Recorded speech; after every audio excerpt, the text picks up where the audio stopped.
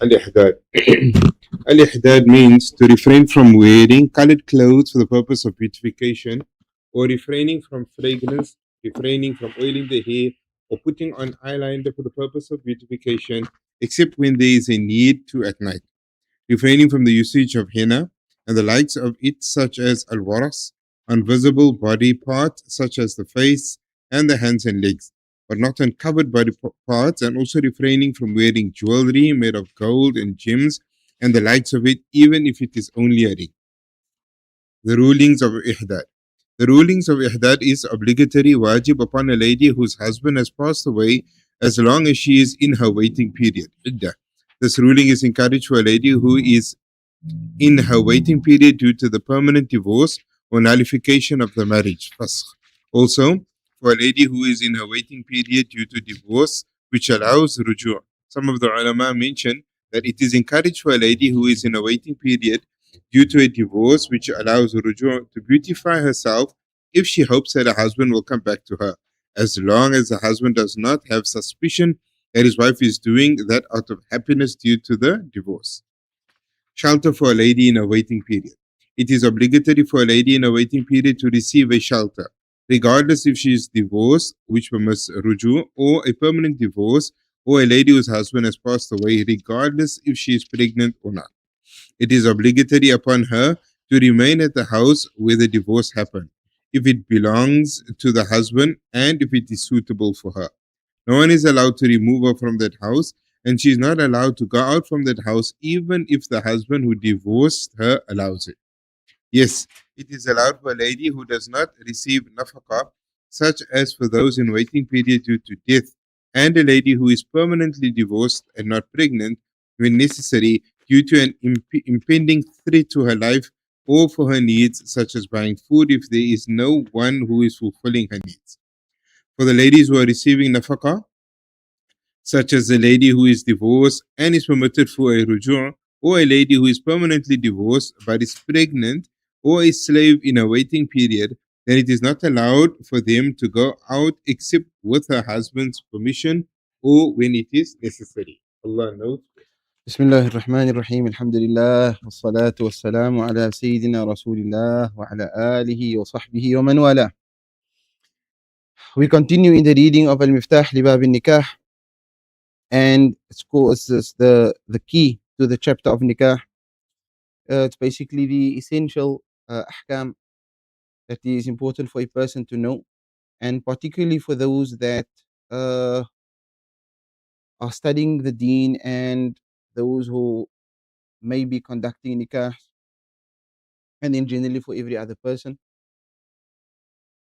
After completing and discussing the chapter of Iddah, and we discussed what is the difference between the Iddah of that is given Iddah that a female has to observe during her lifetime on account of her husband uh, passing on, and the Iddah that a female observes on account of the husband terminating the marriage or she terminating the marriage based on her request or based on the husband's initiation.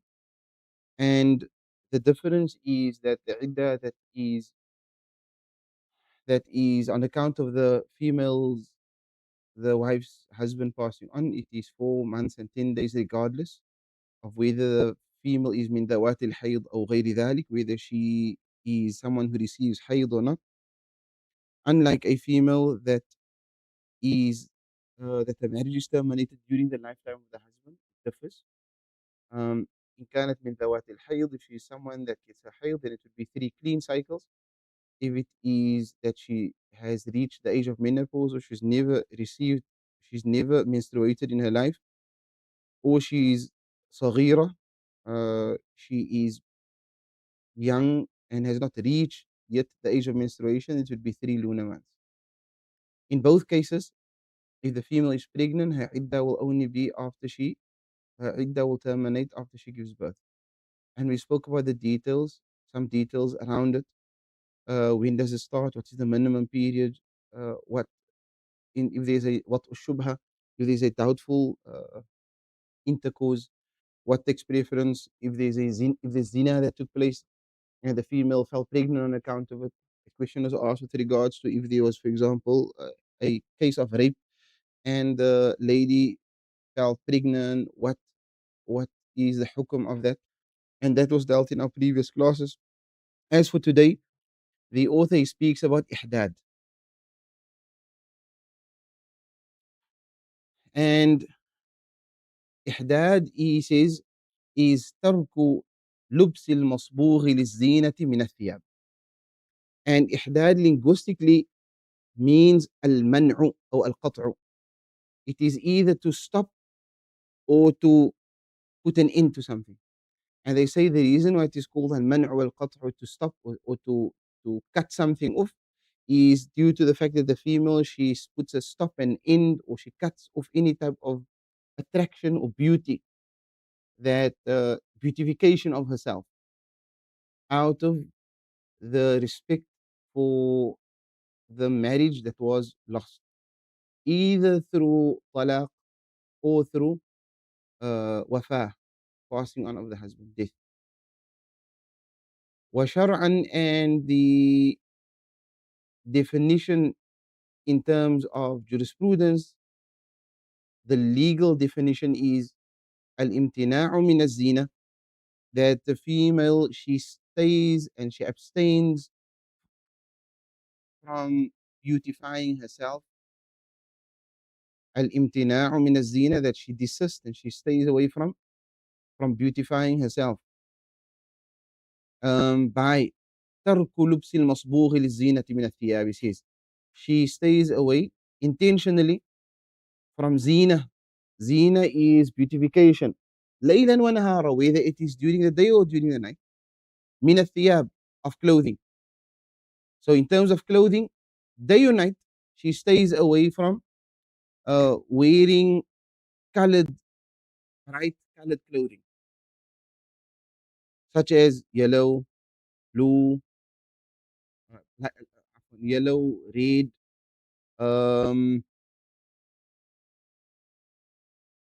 and light colors. Anything that causes the attraction, that causes or that brings about unnecessary attraction to herself.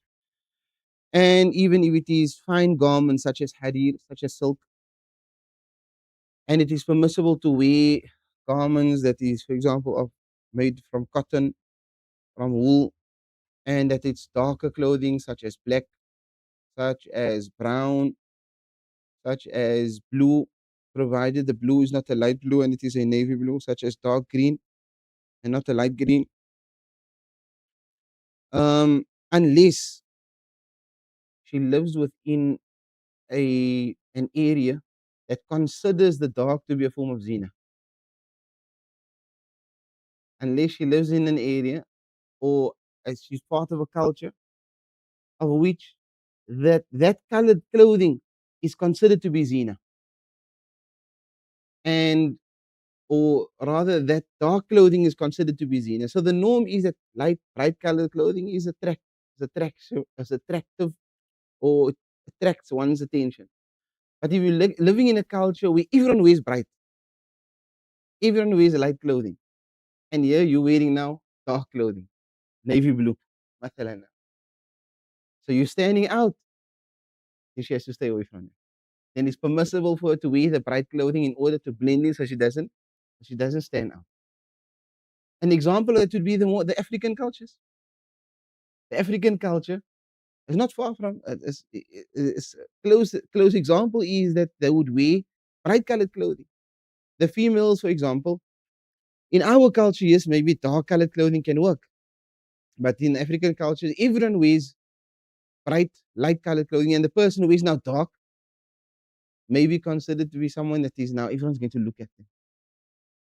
If you wear the normal light colors clothing with the patterns or certain things on, then it's no one notices the person. That could be an example. And he says وترك التطيب, and the person should stay away from tatayub, putting on طيب. طيب is fragrances. في بدن أو ثوب أو طعام ليلا ونهارا. So one may say, okay, but a female is not supposed to be wearing طيب in any case, isn't it? As it comes in the hadith, أيام امرأة خرجت, any female who leaves her home متعطرة and she wears perfume, فهي كامرأة, she's equivalent to a female that's zinas, that commits zina. Uh, the scholars spoke about that and they said that the female who puts on perfume, but the intention behind her wearing her perfume is so people can smell her. The intention behind it is, so while it is always based that a female when leaving a home she mustn't smell to smell has she mustn't have a fragrance, she mustn't be perfume in order not to unnecessarily draw attention to her. So the female walks past and the man smells, now he wants to look. That's a no. Whereas if she does not, then it won't uh, attract the sense of the man, even if he's looking down and she walks past, he's still going to smell. Sahih. Whereas if he looks down and she's not smelling, he you won't necessarily be alarmed to the fact that there's a female that just walked past now. But the scholars say that if the intention is to attract males' attentions by putting that on, then it is, as long as she's wearing that, it is like a female that is committing sin. But if her intention is not that, then it is at least a very makruh. It's like prefer that the female stays away from it. And that's why the Messenger sallallahu alaihi wasallam said that the zina of a man is in smelling, and the zina of the female is in color and jewelry. So she would put jewelry on, she would make herself put henna, za'faran, saffron, things that she would use color on her in order to beautify herself. But when she goes out, she covers herself. So you don't see that. So her beauty is in her home. And when she leaves the home and she covers herself, then you don't see anything of that color. Obviously now it's different that a female, for example, that face is uncovered and you see the female has lipstick and the brightest of colors and the different shades on the face and the eyeliner and the mascara and the whatever they call it, the lashes and amal the khutas, and that is all ma anzal Allah biha min sultan. It is not something that is permitted for a female and she should stay away from that as far as possible. If it is that she says, I'm not doing it for to attract attention, I'm just putting it on uh, the sake of putting it on and not to attract anyone's attention, then the very least is it is considered makruh. The very least. But if she puts it on with the intention to get people to look at her, which most females most likely might be doing, is that the makeup and the foundation and the blush and the lipstick and the list continues, then haram, haram. And the qiyas, and that is with the Prophet ﷺ, where Allah Ta'ala says in the Quran to Rasulullah ﷺ, وَلَا يَضْرِبْنَ بِأَرْجُلِهِنَّ لِيُعْلَمَ مَا يُخْفِينَ مِنْ زِينَتِهِنَّ. Is that the ladies in Jahiliyyah, they used to have uh, ankle bracelets. They used to have bracelets around. So when they walk, then you can hear them walk. There's a lady coming. So when they used to walk, in order not to attract attention, either you take it off or you walk very soft so that you don't draw the attention. But what they used to do is to make themselves known that them coming. They used to knock their feet. They used to walk hard in order so they can see, oh, he come now for after mense, man with no sin. So it's best for the females in order to not attract unnecessary attention, that she should try and not beautify herself, and that her beauty should be as far as possible for within the home for her husband. And then beyond that, obviously the and and then you obviously find that the many females from within our community, mashallah, is that they beautify themselves within their homes, and it is just a norm for them. They inside their homes, they look like that. And when they go out to their husbands, they also look like that. Um, and that is understood. She says, I'm going out with my husband, making myself beautiful for my husband, etc. But the criticism is more for someone who doesn't do that in her home. She don't do that in her home. She doesn't beautify herself. Her husband never sees her like that. Just when she goes out. She goes out, dan kom almal die hele produk uit. Die hele average what's it? Ever average lane goeders, L'Oreal en almal daai goeders kom nou uit, right? But as in die huis, dan is dit net gesolie en Aquos cream. Uh, so you see, وترك التطيب. You should stay away from تطيب, from putting on طيب, beautiful smells or perfume. في بدن, clothing, on your clothing, on the body, ليلا ونهارا. And they say, what is the definition for طيب, for smell? They say the definition for smelling nice smells is anything that is considered haram when you're in ihram. Anything that is considered haram in your ihram, that would be the same criteria. So what you're not allowed to put in your ihram, that is what you should stay away from. The female, which is in the period of ihdad, in the period of mourning. و و ودهن الشعر,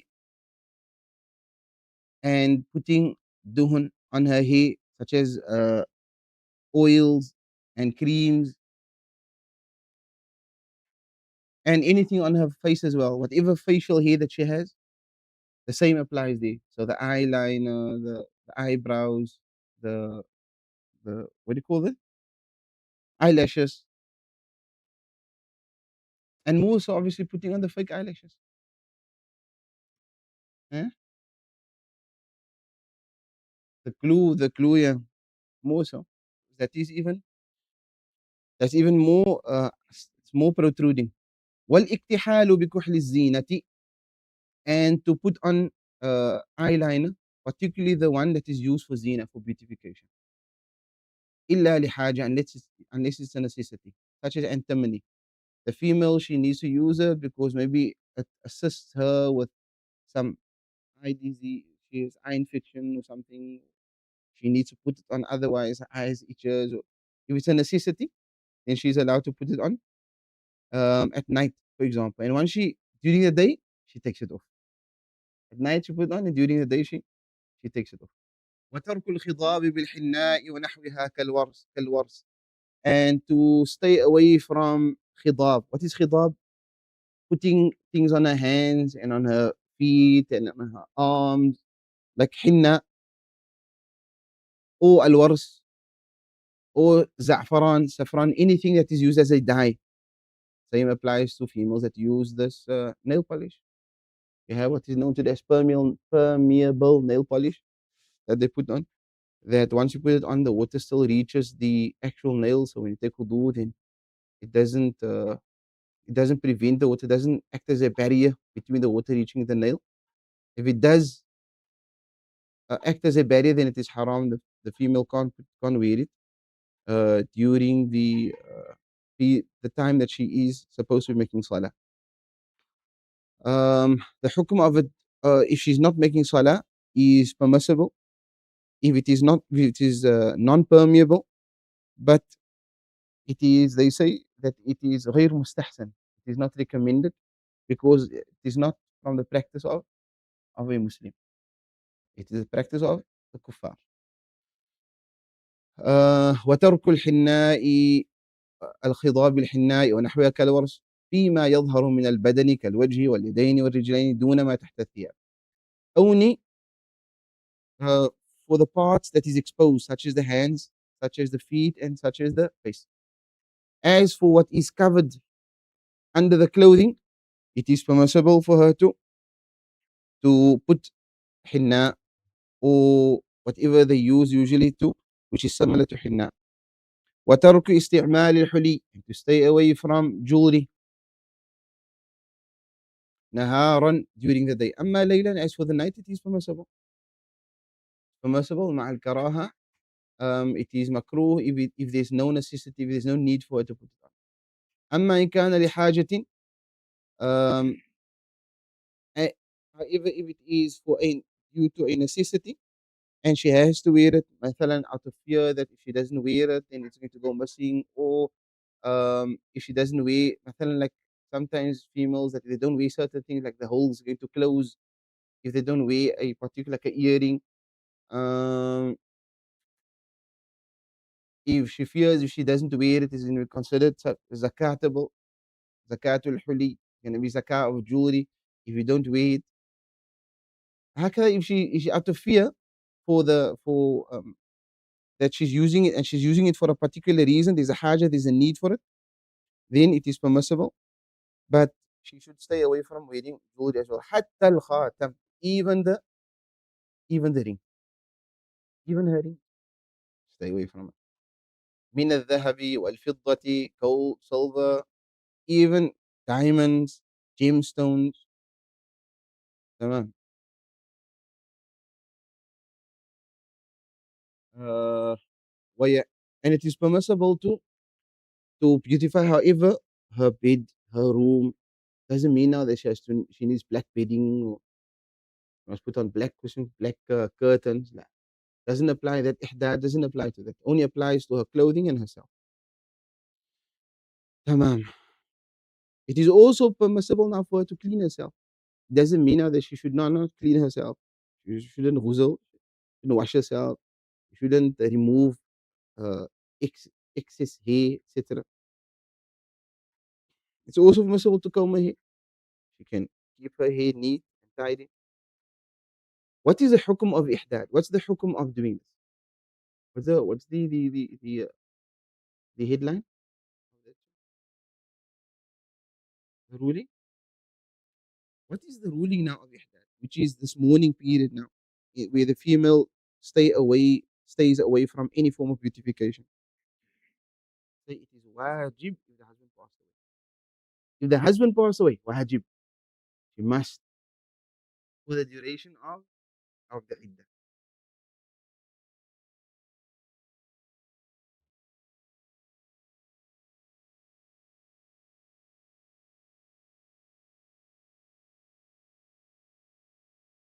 ما دام for the duration of the iddah. وندبه للمعتدة, and it is mandub, it is recommended for a female that is under iddah on account of talaq or fasakh, whether the talaq is talaq ba'in or talaq raj'i.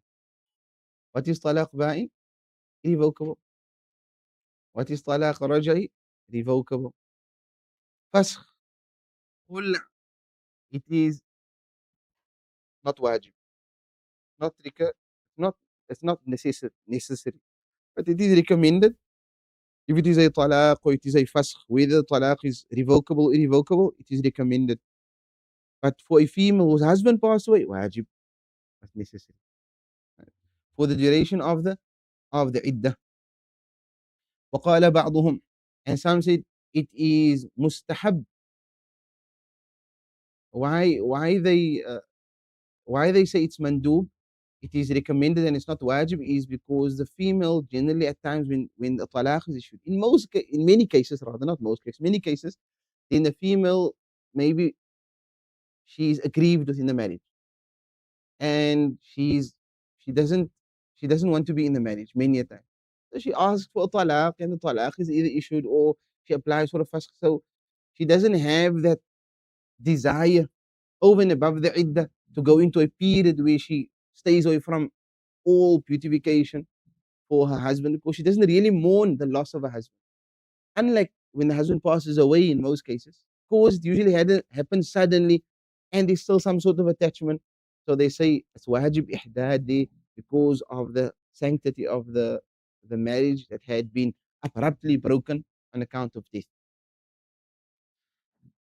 And some scholars they say it is mustahab, it is recommended for a raj'iyya, a female that is divorced in a talaq that is raj'i revocable, that she shouldn't go under a period of ihdad. She shouldn't. Why? Huh? For the sake of reconciliation, to be able to reconcile with her husband. And she just wear black.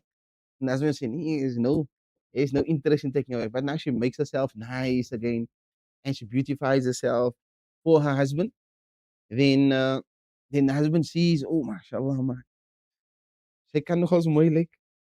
She can beautify herself, and then it places a desire within him to want to take her back and reconcile.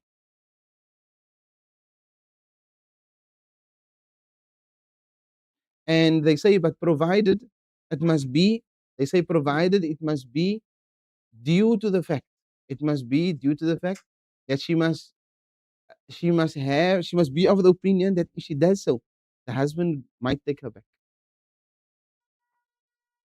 Not if it's going to cause further khilaf in the marriage.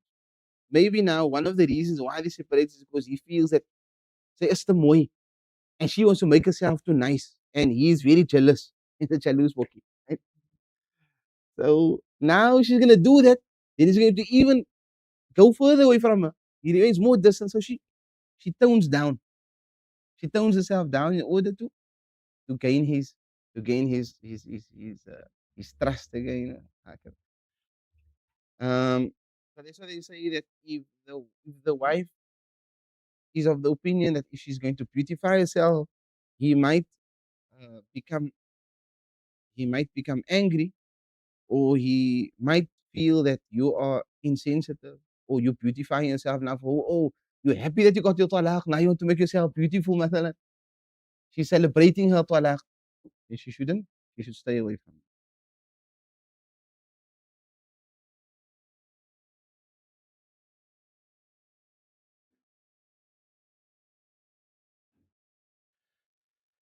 Sukna al-Mu'tadda.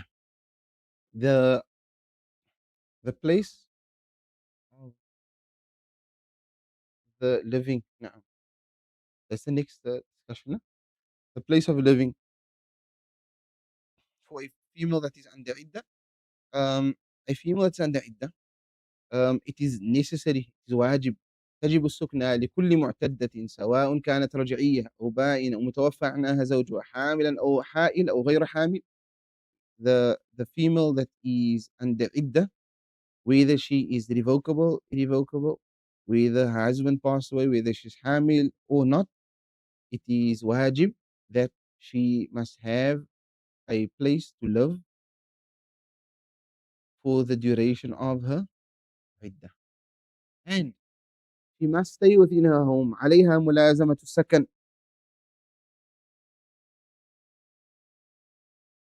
Even فسخ as well. Because the فسخ is the request of the female. فسخ as well. فيجب عليها ملازمة المسكن الذي كانت فيه عند الفرقة. She must stay within the home that she was in during the separation. At the time of the separation, she must stay within that home with the permission of the husband, provided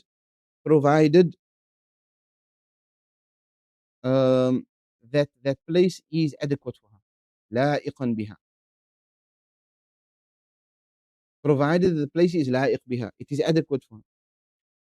If the place is not adequate, such as the place that she was living was she had sabr with her husband, she stood by his side, but they were living, for example, in a place where they were sharing with his in-laws, with her in-laws, with his family, and in his family now, there's maybe a brother that is not married, or there's her brother and his wife as well. So her staying within that same home is not permissible.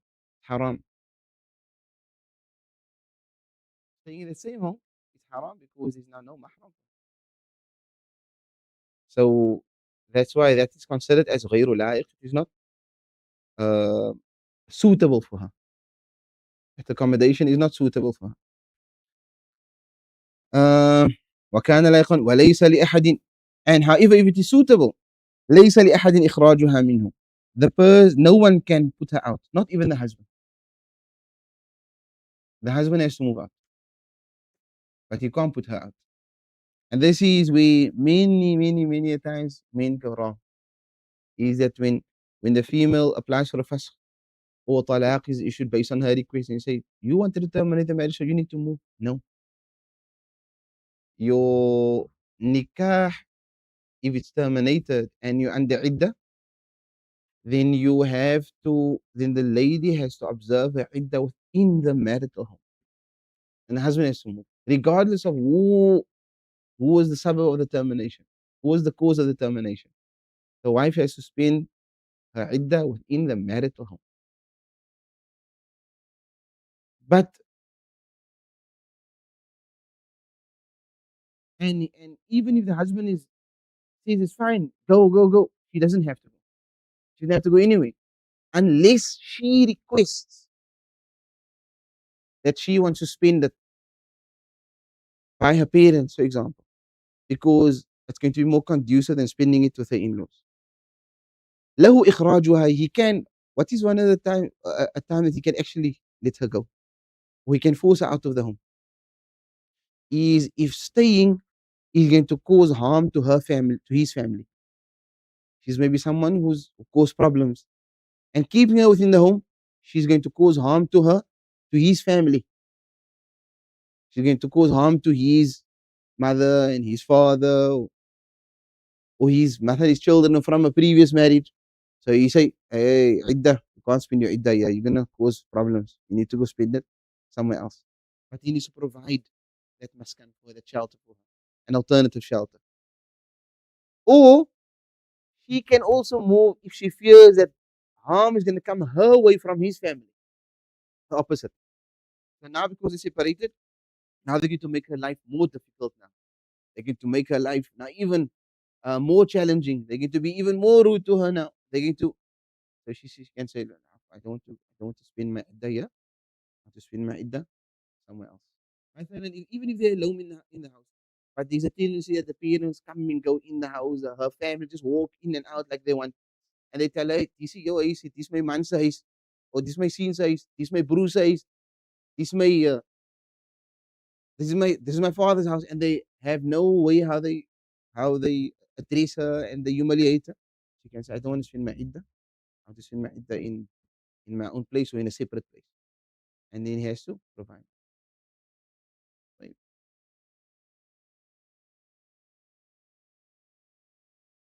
Then he says, what is it?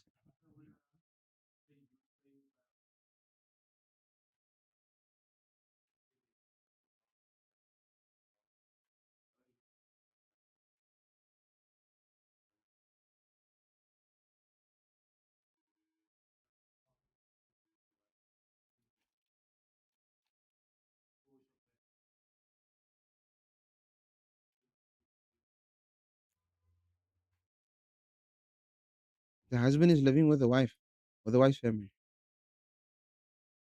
Okay, but he's not under. Is he under iddah? Husband is not.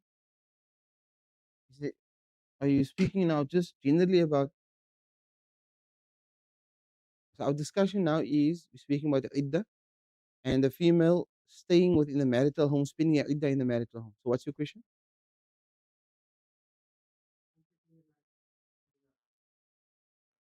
Other way around would be the husband being under iddah. Husband can't be under iddah.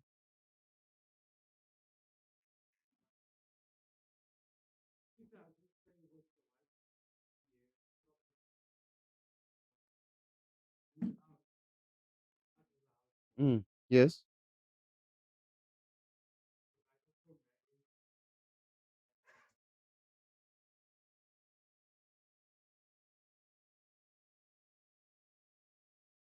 The the wife has to live where the husband is. So the husband has to provide his wife with accommodation, with a place, with a shelter, with a place to live. Not the wife providing the husband. So uh, if they're living with his in-laws, with her family, and he feels that it's not conducive, then he needs to provide her with an alternative accommodation. And if he's found it, then it is a duty and it is la'iq, it is uh, suitable for the female, meaning it meets her standard, it meets her needs, suits her needs, then she has to move in with him. She can't say, uh, no, I don't want to live, I want to live with my parents. No, you must live where your husband is. Is that the question? Is that the answer? Is that the answer you're seeking? More or less, not the answer. Am I not understanding the question? So are you asking whether the female is allowed to stay with her family and not go with the husband? Or what should she be doing?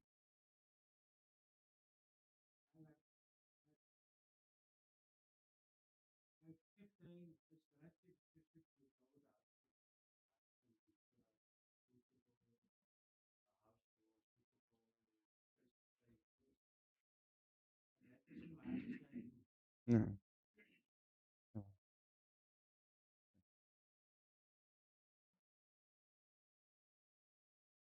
And the female should not leave her home إلا لضرورة, unless it is for a necessity. What is a necessity? كالخوف على نفسها. She fears her safety or her safety of her child, or she fears the places. Oh, look like the place is going to fall apart. Uh, fears the area, fears maybe her deen. She fears harm in the environment is not conducive for her deen, for children's deen. هكذا. In that instance, it's permissible for her to refuse to spend that iddah within under that condition. And then she can leave للحاجة, for the necessity of such as buying food, unless she can find someone who can do that for her. And when she leaves, she should ideally leave during the day and not at night. Unless whatever she needs to fulfill could only be done at night and could not be done during the day. So the question now comes in: female that is working, مثلا, and particularly if she is a female that is ba'in, or the husband passed away. So there's no nafaqah for a female that is ba'in or the husband passed away. As a raji'iyah, there's nafaqah for the duration of the iddah. And if she don't need to leave at all, she doesn't need to leave. The husband must see to all her needs, financial and everything. But now it's an irrevocable talaq. Or her husband passed away. There's no nafaqah for her for the duration of the iddah. And she says, I have to work. If I don't work, then I won't be able to survive and I won't be able to look after my children. فيجوز لها, in that instance, permissible for her to leave. بقدر الحاجة, just so that to fulfill that need of hers and come back. And it is not even permissible for her to go anywhere else, to go make a ziyarah, even if it's on the way. On the way, I'm going to go pop in by my parents. لا, لا يجوز. On the way, I'm going to go visit my father, he's sick in the hospital. لا, يجوز.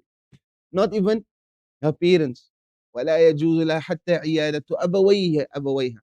She cannot even visit her parents if they are sick. ولا زيارة قبور الصالحين. Not even visiting the قبور of the صالحين. Not even the qabr of her husband for the duration of the iddah. ولا قبر زوجها. Hmm? نعم نعم يجوز. Permissible for them to come visit.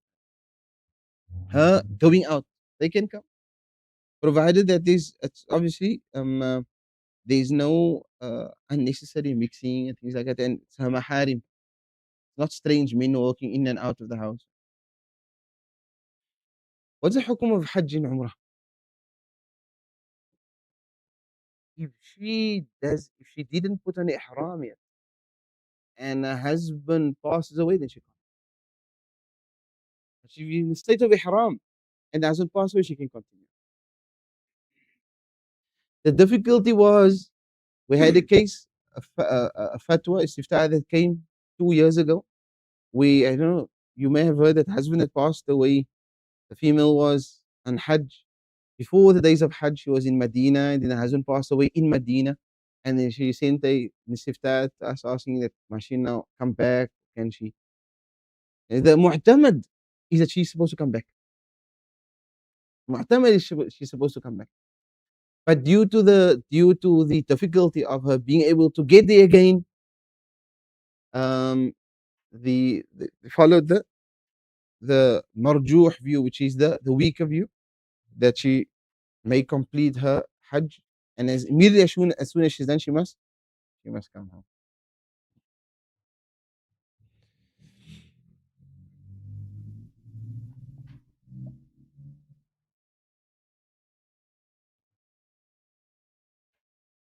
So is a lady at all permitted um, to leave the home? For example, someone who is husband passed away or ba'in. A raj'iyya should, it's even more strict. For a raj'iyya to leave the home, she should not at all leave the home as far as possible, unless it is an extreme need for her to leave. In a revocable talaq, but someone whose husband passed away, someone that's irrevocable because there's no nafaqah, there's certain concession that's allowed for her.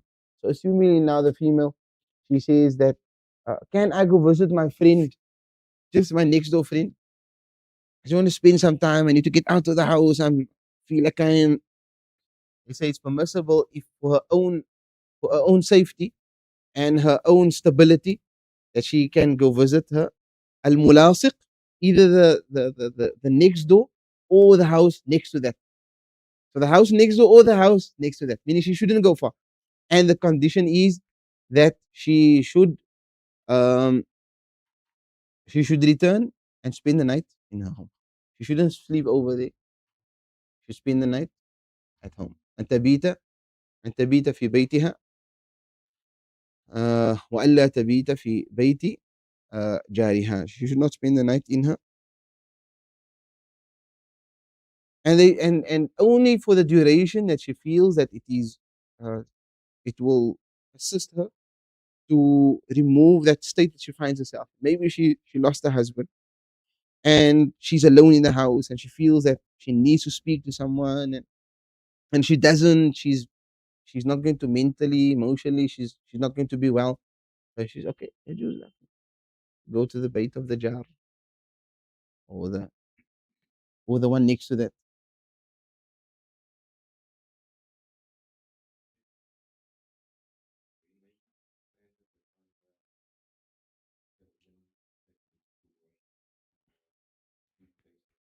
No.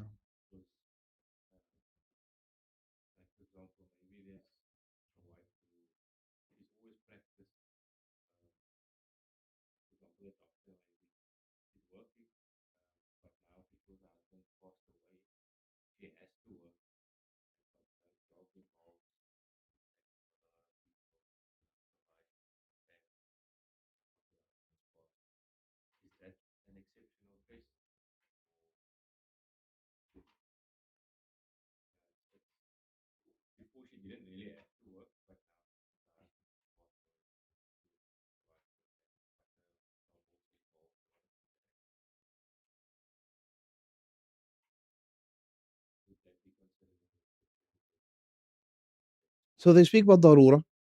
Darura is when there is a necessity, and part of a necessity is for the person to be able to earn a living. If it is that someone can suffice her for the duration of the iddah, then she shouldn't leave. For example, she has her father. Her father now becomes the person that he is liable to take care of her, or she is able to sustain herself from the estate of the husbands, that's the inheritance that she received, and she shouldn't leave. Assumingly now you say, oh, but the money in the estate is going to take a while for her to. Can you get a loan and to sustain yourself for the duration? And once you get your inheritance, you pay it back. If you can, then don't leave the home. But if it is that she's in a situation where there's none of that, or none of that is possible, and she has to work, that would be darura, necessity. And she may, she may, no. So, if she has, for example, someone that that sees to her needs, that is her, what they call it, her wali, a guardian. A guardian is responsible for her. So the father is responsible for the for his daughter that doesn't have someone to take care of her. Okay, so those.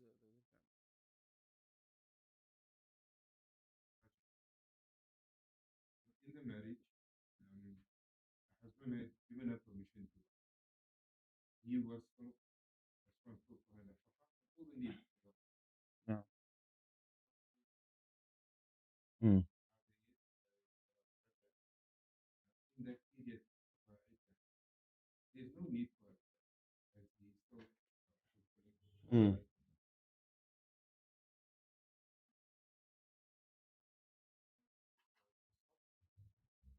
not to leave the home. If the husband had given her permission, then that is one of the times that she's allowed to leave the home. So these two, we're saying إلا بإذن الزوج. If it's a raj'i, it is بإذن الزوج أو للضرورة. In the instance where the husband passed away, the husband can't give permission. But if it is raj'i, the husband is still alive. The husband gave her permission. You have permission? Bismillah. Permission for us during the prior to the talaq negotiation. That we extend into that period by default, or should he stipulate? The husband at any given time, understand, the husband at any given time can revoke his condition of her working. So you can tell her you can work this month, you can tell her next month stop working. And she has to. And if she doesn't, then she is a nashiza. Nashiza, disobedient. Provided that he sees to her. He sees to the needs. He's able to take care of of her needs, of the expenses, etc.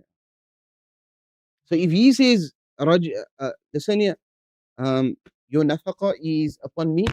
I'm providing you with a home. I'm going to make sure you have your food, everything is be sorted. No working for you for the duration of the iddah. Right? Even if it is, but you gave me permission first. I gave you permission before. I don't give you permission now. But provided he must suffice her needs. Hmm. Hmm. Kamu sit dapat now. Okay, baik, terima kasih. Like, these this Hajjah asked first. She says it's fine. The point in the home is whether the home is Ah. certain external conditions that we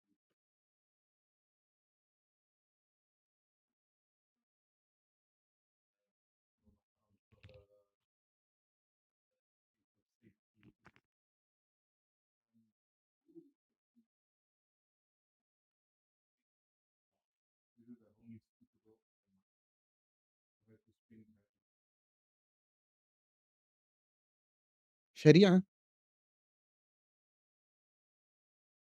Sharia sets the requirement.